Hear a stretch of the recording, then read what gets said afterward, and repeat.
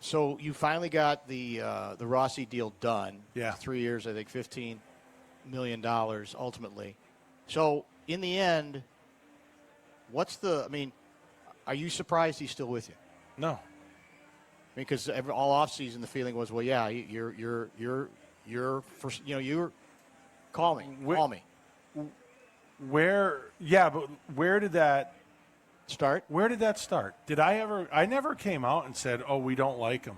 I never came out and said we want to trade him. Well, you haven't always been, I wouldn't say you've always been the most. When have I ever said anything negative about him? Well, not negative exactly. Just feels like I think there's been a vibe that maybe. No, yeah. What I've been is honest. Okay, well, There were times in his career where he needed to be better. He needed to do certain things at a higher level. I still think he can get to another level. Mm-hmm. But never once did I ever say that I don't like this guy. Right. Like, I think that was that was just something. You think it was a media creation? It was a media creation because we put him with Trenny and Brazeau for a couple games in the playoffs. Oh yeah, that's pretty big. I mean, the guy was one of your big scorers, and suddenly he's demoted to 4. Because he didn't play well for a couple games. We're trying to win. Yeah, I get that. I don't owe anybody a position in the lineup or on a certain line or not on a certain line. I said this in another interview. I am obligated to pay you on the 1st and 15th of every month. That's all I'm obligated to do. The coach controls the ice time, and we are just trying to win.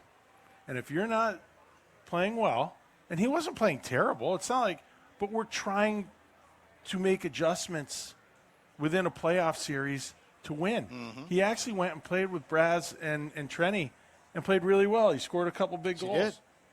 That's good. That's good. That gave us depth. And that doesn't mean that we don't like him, but it also doesn't mean that I have to just, I don't have to pay everybody just what they want either.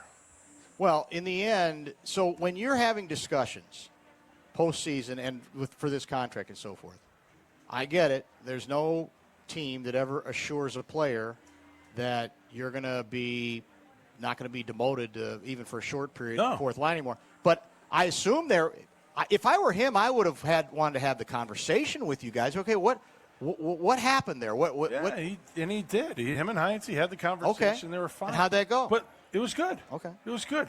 But it's hockey. We switch lines. We try to win.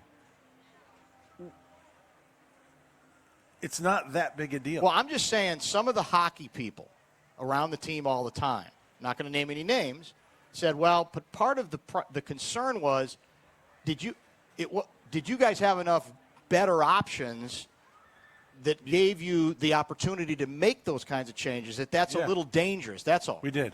You think you did? Yeah, because Ryan Hartman was playing unbelievably well. It's the best hockey I saw Ryan Hartman play since I've been here. And that's the way it goes. Oh, Hartsy's playing well? Boom, let's put him up.